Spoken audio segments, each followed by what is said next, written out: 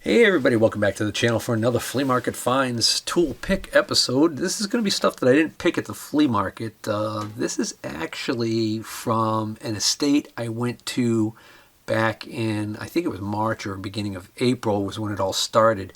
It started with me going out to a machinery sales company out in the city that was doing a clean out of a very large, good-sized machine shop that was actually at a private residence. There was a large outbuilding, a two-car garage, and then a basement that was just packed, chock full of machinery and tools and tooling. So I've been back to this pick a couple of times, already featured in previous videos. This is going to be the stuff that I got the last time that they invited me out to the actual on-site location where all this stuff was coming out of. They were getting down to the nitty-gritty, and they needed to get this place emptied out because the building had been sold. The house had been sold, and the premises, everything had to go. So they had taken out a lot of the larger equipment, and they were in the process of taking out a lot of the big old wooden cabinets and drawers full of stuff. And I'll tell you, it started out with me going there and buying, and by the end of the day, they were just giving me stuff because it was going to go in the scrap. They had a big dumpster out there for the scrap metal guy to come and pick up.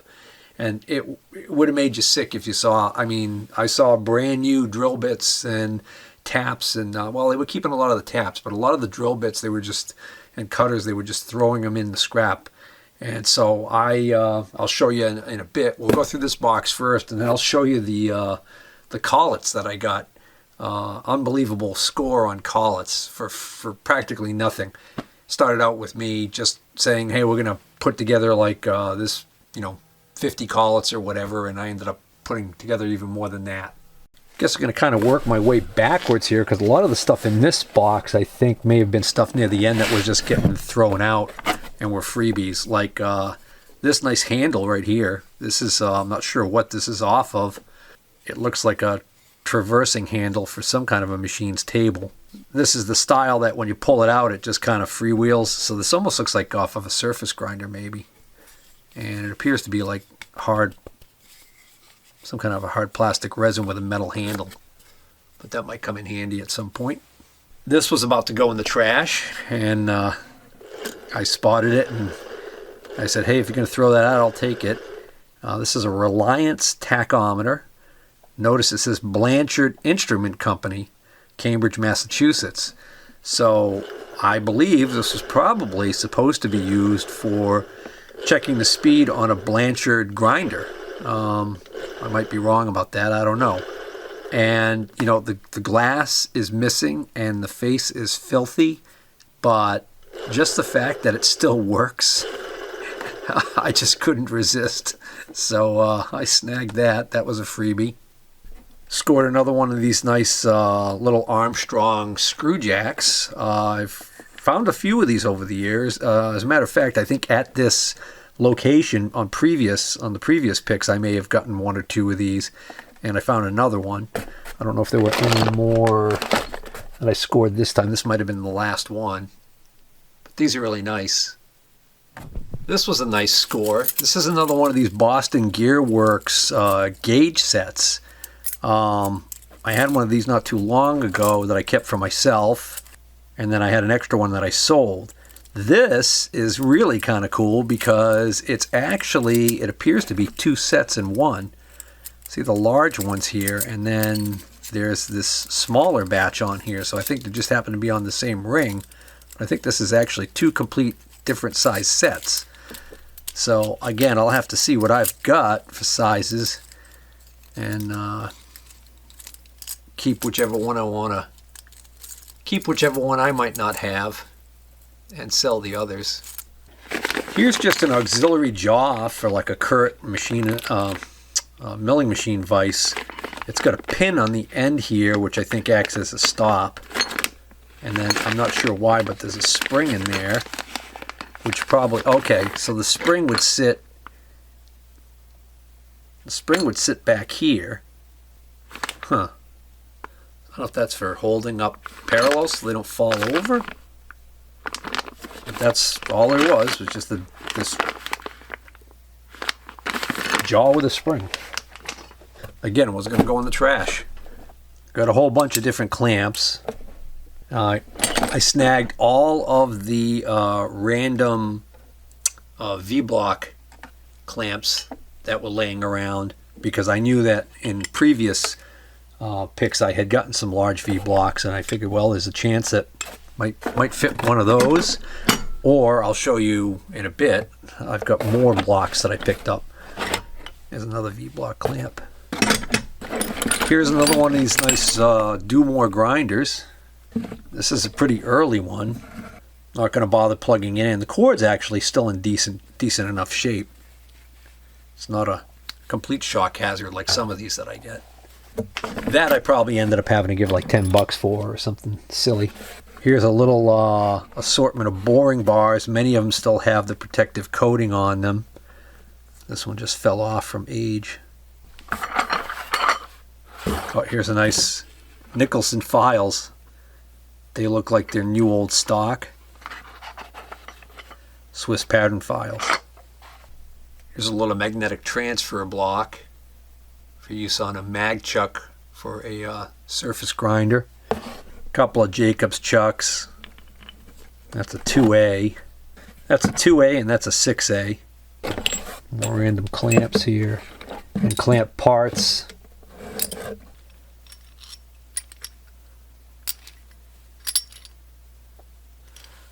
You got a couple of these federal indicators mounted on these neat little blocks. And I found a couple of these on a previous time that I went there. This is a little device for checking whether or not a part is balanced. So you get all these different steps there, so you can put all different sized parts on here. But like, for instance, like small pulleys, or lawnmower blades. If you're grinding lawnmower blades and you want to make sure that they're balanced, that you're not grinding off too much on one side versus the other and causing an imbalance, you can actually put those on something like this. I'm not sure if that's what this particular one is made for or not. So it says Smith and Carthage on here, and that's apparently what it is. It's a Smith Carthage blade balancer. I did see one reference to it that claimed that this is from the 1950s. But they're only worth about $8 or $12 on eBay, so I'll just keep that one for myself. Here's a nice little combination square head. It says hardened on it, but I don't see any other maker's name on it. It doesn't look like a Starrett, so but it's in great shape, and if I find a small blade for it, might be a nice little square. Probably worth the whole $5.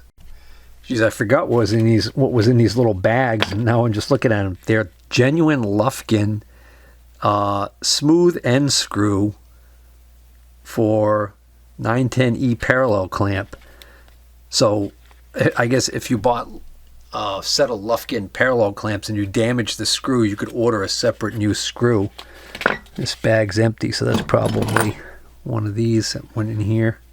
Although these are all different sizes, so I don't know. I also got these for next to nothing. Getting ready to go in the scrapper. These are bore gauges. I didn't even look to see whether or not they've got a name on them. They must be commercially made. They've got a design where these are wedge-shaped fingers, so that when you tighten down on this, it'll push these out. And there was even a couple of really large ones here. I hate to buy that new. Oh yeah, these are clearly marked on the bottom. Oh, this is a Taft Pierce. This is a Taft Pierce bore gauge. If you wanted to get this today, you'd have to buy it through Suburban Tool, and it would just be crazy money. I bet you I won't even find any of those on eBay. Okay, so all of these right here are Martell micrometer plug gauges. This is patent applied for, Martell. And these two right here are John Bath and Company of Worcester, Massachusetts. I've never heard of that, and Worcester, Massachusetts is only about 30 minutes north of me, if that. So that's interesting. But Worcester, Massachusetts, at the turn of the century, was a major player in the Industrial Revolution. There were a lot of machinery companies and tool companies located there. And this one here, as I mentioned before, this is the only Taft Pierce one. This is a 2.5-inch Taft Pierce. And none of these can I find on eBay as having previously sold. So going to be hard to tell what the heck the value is going to be on those. Condition they're in, they're probably not going to be that valuable, but we'll give it a shot. Hey guys, I was just looking at these Martel micrometer plug gauges, and I was checking for the sizes that they were, and I happened to notice that even though they all say Martel gauge up here and patent applied for, at the very bottom down here they are all marked Taft Pierce, Woonsocket, Rhode Island. So these are actually Taft Pierce gauges. I'm not sure if Martel was somebody who worked there, and back in the old days it used to be possible for an employee of a company to have things patented under their name even though it was licensed to the company they worked for or whatever. But I just thought that was interesting. Last item in that box was this little jig, which I have no idea if this came off of a machine or if this was actually an accessory jig, but it had a neat look to it. It says Geometric, New Haven, Connecticut, Style A. And it has the ability for the table to tilt, and then also for the table to swivel. I don't know what somebody wrote on there, 5, I don't know. But again, that was probably going to be tossed out. I saved that from the scrapper. Got a neat little fence on it too. Well, that was pretty easy to look up, and now that I see what it is, it's kind of obvious. It's right in the name. So this is a geometric die head. This is for making external threads. And the way these work is these little jaws in here can be replaced with whatever size you need to change the pitch. And these little sets are called chasers.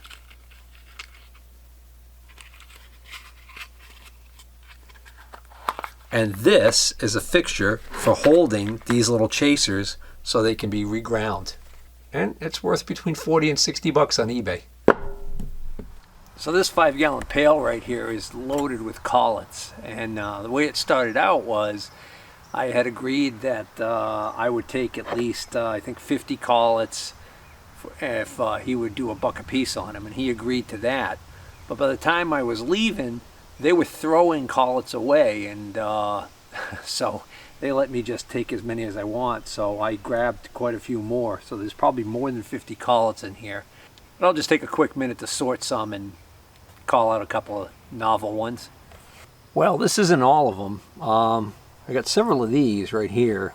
So these look like they're marked Valinite VDF 15s, but they're identical to the ones that are in these boxes here, which are new, and these are Ericsson TG 150s. Paperwork's even in there, but that's the same collet. All these right here are all hard-inch, so these are nice collets. A couple of these are interesting. That one's got kind of a step in it, and it's almost like a built-in stop. That one looks like it might be new like these, but it just didn't have the box. A few of these look used. These over here are square collets for holding square stock. These are a couple of Royal collets, another good brand name. This one's almost like an emergency collet, and it still has a stop in it. It's a spring-loaded stop. These 5 collets over here are Neil Smoky, which I've never heard of. That's kind of a cool name though. I'm sorry, Skokie, like Skokie, Illinois. S-K-O-K-I-E. That's the Kaiser Soze, right? He was in the barbershop quartet out of Skokie, Illinois. And I got 3 of this style collet right here, which I honestly do not know what these are used for. At first I thought they would be for like holding a gear blank or something like that on the outside, but if that were the case, there'd be something that went in here to make this expand, which kind of doesn't make sense to make this expand when this whole part right here is compressing as you draw it into the holder. So Next up, I've got a bunch of these collets that would go in a collet holder that probably was sold with the milling machine that was there. So there were a bunch of holders there that were like Cat 40 or something like that, and I venture to guess that one or more of those holders were probably for some of these collets. These collets here, they look like TG100s, but they're marked VDF10. So I don't know if that's just another name for those, but they've got the relief in the middle here. And then there's a bunch, so I got quite a few of those. There's even more of them in this box. But then also what's in this box is a bunch like this. So you see the difference? So dimensionally, these look to be the same. These are marked 10SG, so I don't know what that means. But again, dimensionally, they look like they're the same, so they might work in the same holder. And then there's 4 brand new old stock ones of these that just say SA. I'm not going to bother opening them up. But they look even different. Again, dimensionally look like they might be the same as all of these, but they have a wider relief band in the middle. And all of these are Ericsson TG100s. So you can see that the TG100 Ericsson ones, dimensionally they look like they're the same as these, but they don't have that relief band cut into them in the middle like these do, or tube bands cut into them like this does. That's just a 5C collet stop, but it's a hard hinge, so that's actually a pretty nice one. And then these are expandable arbors, but they've got a regular well done shank on them. The brand on them is Dunham. So looks like these two are identical. I'll probably keep one of these for myself and sell one, and then I'll keep this smaller one, unless I do have some of these, but I don't know if I have that size. Those are handy though. Here's the rest of what was in that lot of collets. I got a few of these which say they're Series C4, so they might be some obscure collet that nobody wants anymore. And then actually all of these right here are all also these C4 collets. Kind of a funky little one. And then there's some C3s, which I think are these smaller ones right here. These little guys right here are C3s. And then this plastic bag had 2 of these things in them. The tubes actually say micro bore, and it actually looks like a tiny boring bar, almost like it's got some material in there so it doesn't just fall out easily, which makes it very difficult to get out. Try and give you a look at this little guy. Look at that little thing. Wonder what the heck that belongs to. And as if that wasn't enough, there was a big metal draw unit there, and there were these 2 drawers full of collets. They threw these in, and they didn't even make me take them out. Thought maybe they were going to want to sell the metal cabinet, so I offered to just take the collets, but they said no. They said that they were just going to scrap it, so I just took the drawers right out. This one's all 5C. There's even a couple of collet stops in this one. And then, that's an unusual one there. That one says Germany, but a lot of them do say hard hinge on them. And then this one is chuck full also. Speaking of 5C collets, I also scored these 4 collet fixtures. These are the horizontal vertical style. Hardinge, I think, was the original manufacturer of these, and then other companies copied them over the years. So I ended up getting 3 of those, and then a spin indexer. The spin indexer, these are often cheap imports. This one is a Uesa, which is a Japanese good quality version of that. And these horizontal vertical fixtures are all three of these are Hardinge. So these are really good quality. They've got a lot of miles on them, a lot of wear. What's missing on all 3, and I see this all the time for whatever reason, they either get broken off, or I am starting to believe that for some reason people take them off. There's supposed to be a lever and a ratcheting mechanism that works on these little teeth right here that allows you to basically rotate the nose, and it'll click in at the next stop. So the rotating lever part is removed on these, but they're still completely usable. If you press this lever over, this will release this, and you can just manually rotate this until it clicks, and then this will pop back over and lock into the next stop. The stops, for those of you who aren't familiar with these, the stops are set. There's actually screw heads in the back here, and you can set as many of those as you want for different, that'll give you a different amount of degrees of rotation before they stop. And then this lever right here is the close, call it closer level, just like a call it closer on a lathe draw tube. So anyways, this one's interesting because it's got this unusual mount, which I think is for a chuck. So I don't know if anybody recognizes that, if that's like a D1 mount, or I forgot what the different mounts are for chucks. That looks like that was made for a chuck. Some of these will have a nose that sticks out that's actually threaded for a chuck to thread onto. I also ended up getting this stuff here, which is this is actually just some random lacing material for doing leather belts. This is Alligator brand number 7. I've never heard of this brand.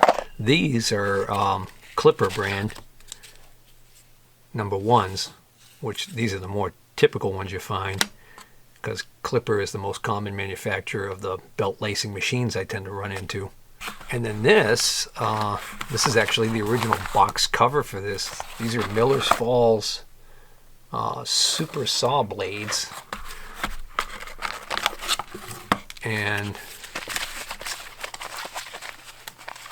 there's 4 packs in the box, and each one of these packs has 10 blades in it. Brand new old stock Miller's Falls super saw blades. The box says there was 50 in here originally, so there's only one package missing. Yeah, so they say they're number 4-10TR, so I'm assuming that's 10 teeth per inch, maybe? Alright, so I think we'll call this video quits right here. I have plenty more to come from this pick, so be sure to check out part 2.